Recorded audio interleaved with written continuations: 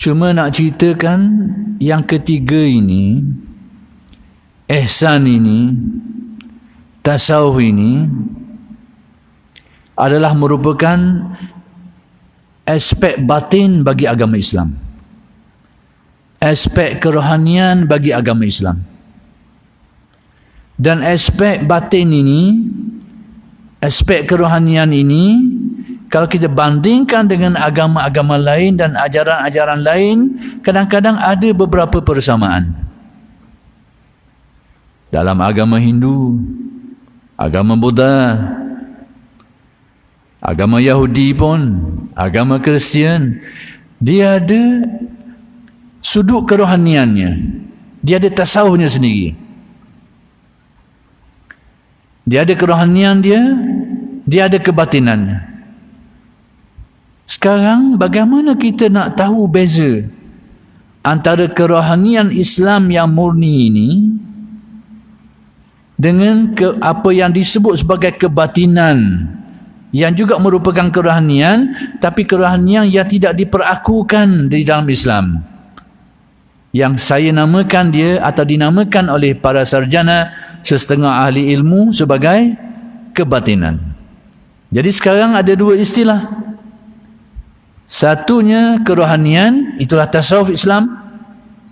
Yang kedua adalah kebatinan, iaitu hal-hal yang bersifat kerohanian tapi tidak selaras dengan kerohanian Islam, dinamakan kebatinan. Baik, bagaimana kita nak membezakan antara perkara ini? Supaya apa? Supaya kerohanian yang kita belajar, yang kita hayati, yang kita amalkan itu muafakat dengan kerohanian Islam, yang membantu untuk menguatkan akidah keyakinan kita dan meluruskan perjalanan pengamalan syariat kita. Bagaimana kita nak membezakan ini? Maka inilah yang saya nak sebut beberapa perbezaan. Pertama sekali, perbezaan yang dapat dilihat dalam tasawuf dengan kebatinan berada pada niatnya, aspek niatnya, ataupun bahasa lain tujuannya. Apa tujuan dia mempelajari ilmu ini? Hala tujunya ke mana? Niatnya apa? Itulah tempat pertama yang membezakan antara kerohanian Islam atau tasawuf ini dengan kebatinan.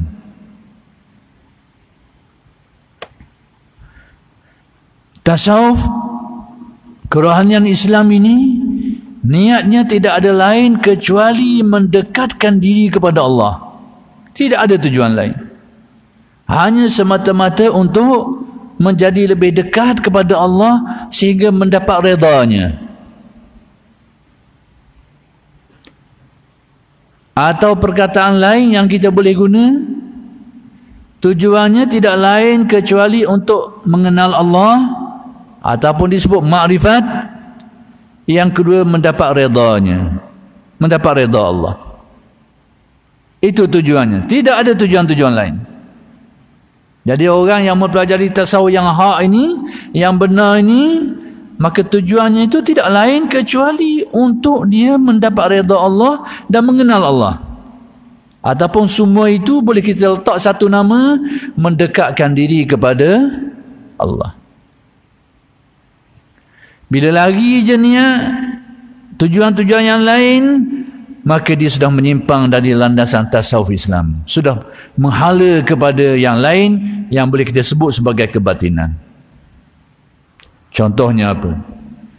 Kalau kita mempelajari ilmu itu dan amalannya, tujuannya supaya mendapat kelebihan-kelebihan tertentu.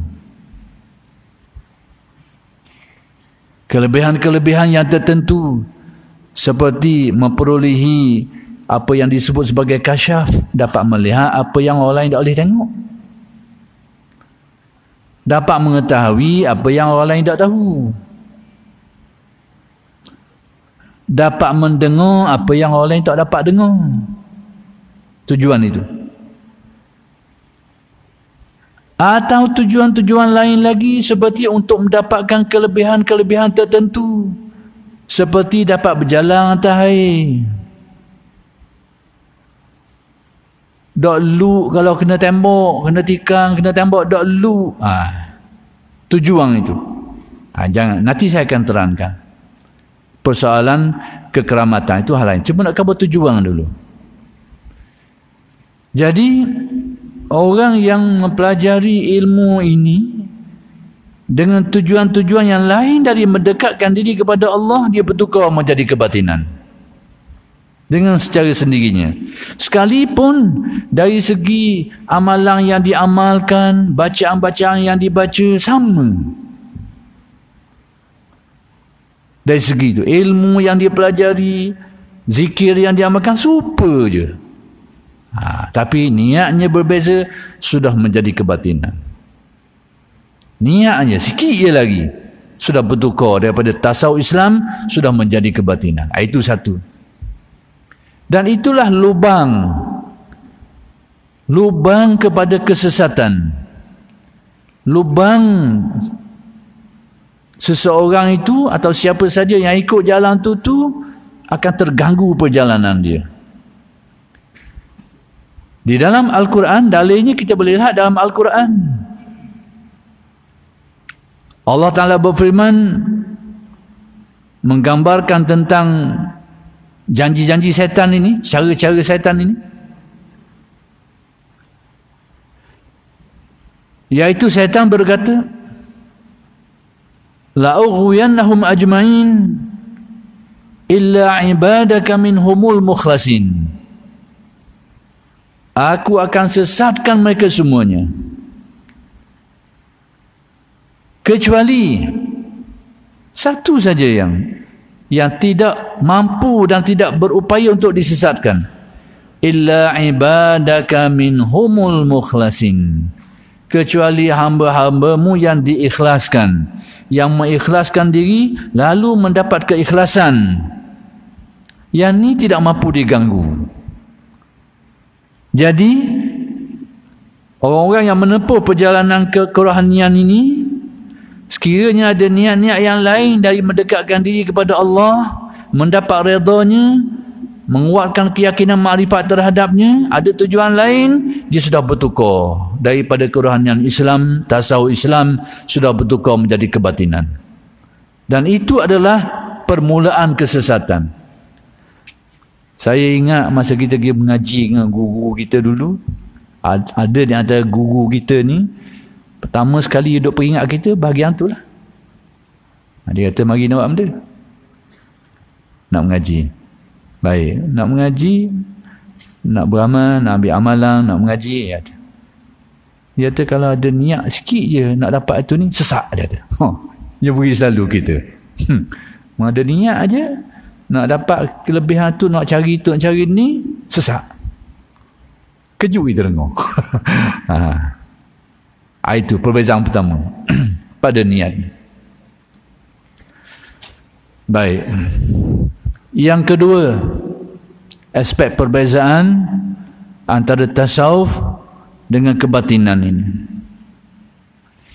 iaitu berkait dengan tanggapan terhadap hakikat dan syariat. Sikap dan tanggapan terhadap perkara ini, di situ ada perbezaannya. Syariat ini dalam istilah tasawuf iaitu sesuatu yang zahir sifatnya. Jadi perkataan syariat ini sebenarnya dia menjadi istilah yang berbeza-beza makna dia. Ada kalanya perkataan syariat ini digunakan untuk menggambarkan Islam secara keseluruhannya. Ada kalanya ulama menggunakan perkataan syariat merujuk kepada agama Islam keseluruhannya, itulah syariat. Itu istilah. Tapi yang saya nak sebut di sini, syariat dari istilah tasawuf, iaitu syariat dalam istilah tasawuf merujuk kepada amalan-amalan dan hal-hal yang bersifat zahir. Seperti apa? Amalan kita kalau kita lihat dari aspek zahir seperti gerak semayang kita. Gerak semayang kita tu syariat namanya. Demikianlah gerak ibadah-ibadah yang lain, syariat namanya. Dan demikian juga apa-apa yang berupa suruhan dan larangan Allah. Allah Ta'ala menyuruh kita supaya beribadah, supaya bersolat.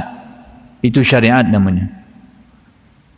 Allah Ta'ala melarang kita daripada menipu, daripada mencuri, merampok dan sebagainya. Itu juga syariat namanya.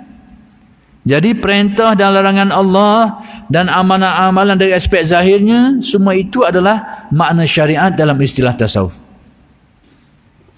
Adapun hakikat adalah merujuk kepada makna sesuatu yang tidak dapat dilihat oleh orang lain. Apa yang tidak dapat dilihat oleh orang?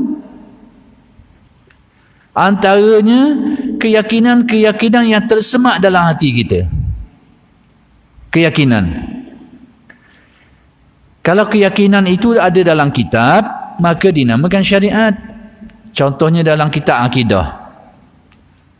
Kitab Usuluddin pertama sekali menyatakan Allah Ta'ala itu ada, bahawa dia bersifat begitu begini. Ditulis dalam kitab tu, kita boleh baca, kita boleh faham, kita boleh syarah orang. Sekalipun dia akidah, tapi dia tetap dinamakan syariat. Tapi bila ilmu tu keyakinan tentang Allah Ta'ala tadi tu menjadi keyakinan kita yang orang lain tak tahu sama ada kita percaya sungguh ke tak, tapi ada dalam hati kita, maka ia dinamakan hakikat. Jadi hakikat ni sesuatu yang tersembunyi, yang tidak dapat dilihat. Apa saja yang tersembunyi tidak dapat dilihat menjadi hakikat. Jadi kalau begitu, ada sesuatu perkara itu dari satu segi dia jadi syariat, dari satu segi dia menjadi hakikat. Contohnya tadilah. Baik. Antara hakikat juga, antaranya, yakni apa-apa yang ada di sebalik alam zahir ni. Apa-apa yang ada yang di sebalik yang tersurat ni, yang tersirat, itulah yang dinamakan hakikat. Termasuk hakikat dalam istilah tasawuf. Baik yang tersurat ni, apa benda yang tersurat ni? Alam, adanya makhluk, adanya kejadian, adanya aktiviti dan perbuatan-perbuatan yang dibuat oleh makhluk. Jadi semua ini dinamakan syariat. Kenapa? Kerana dia yang tersurat, yang dapat dilihat. Tapi di sebalik semua itu tu, di sebalik semua, kita tengok pokok tu, pokok pelang tu, daripada butir tumbuh, tubik, teratur, tubik batang, tubik daun, betuk gitu tu. Ingat itu tubik saja. Ingat itu tubik saja je. Ataupun diadakan atur dia sendiri? Tak ada. Kerana ada rahsia duk atur dia tu. Allah Ta'ala yang mengatur dia tu. Dialah yang menghidupkan, dialah yang memberi rupa, dialah yang memberi rezeki sehingga berlaku kejadian tu. Daun-daun rupa, hak ni rupa gini sama-sama. Wal musawwir, dialah yang memberi rupa. Jadi bila kita tengok kejadian pokok tumbuh, binatang tumbuh sebagainya, di sebalik semua tu yang tersirat tu ada rahsia dia tu. Rahsia perbuatan Allah, rahsia sifat dia tu. Yang itu dinamakan hakikat. Sebab apa? Sebab dia tersirat, tidak tersurat. Tadi kata nak azan sekejap dah. Jadi saya rehat sekejap ni, saya sambung.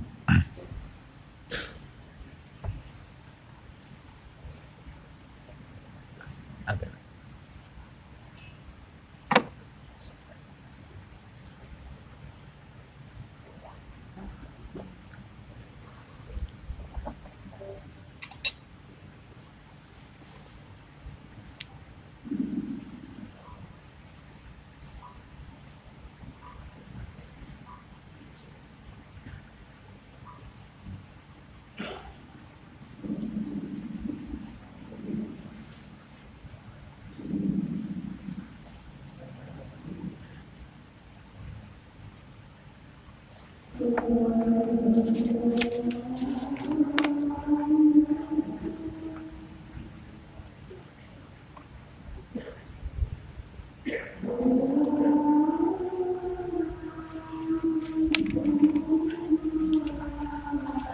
bunyi.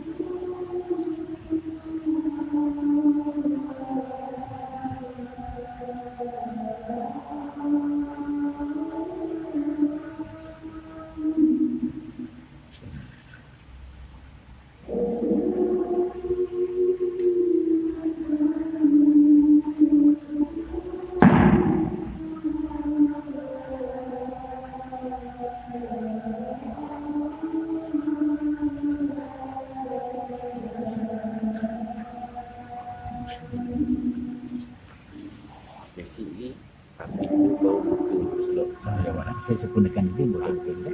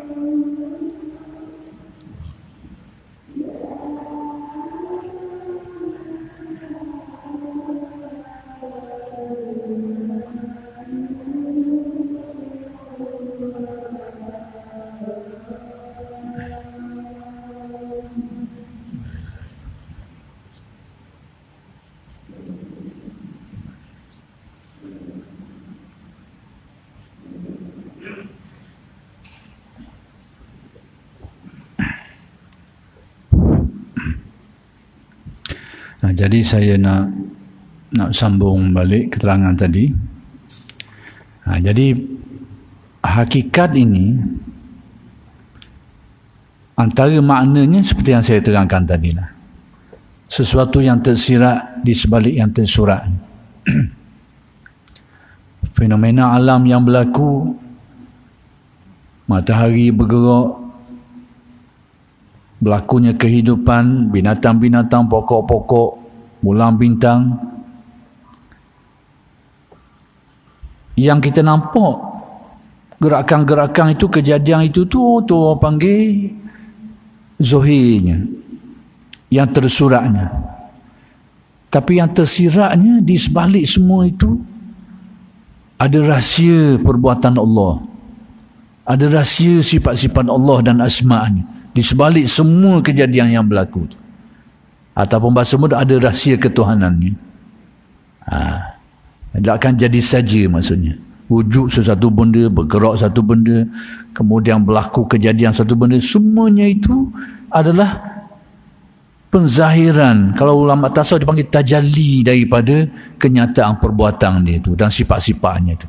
Jadi hak yang terselindung daripada pandangan mata kasar kita ni, yang tersirat tu, itulah sebahagian daripada makna hakikat.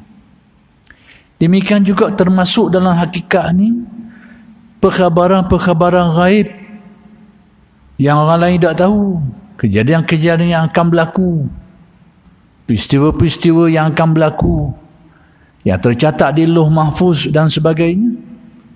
Maka semua itu juga termasuk di dalam hakikat-hakikat. Dan banyak lagi lah cabang-cabang hakikat tu. Maka secara kesimpulan mudahnya, hakikat ni kalau kita nak kenal dia, benda yang terselindung daripada pandangan atau pengetahuan zahir manusia ni. Baik, macam mana kita nak beza tasawuf Islam dengan kebatinan dalam bab berkait dengan syariat dan hakikat ni?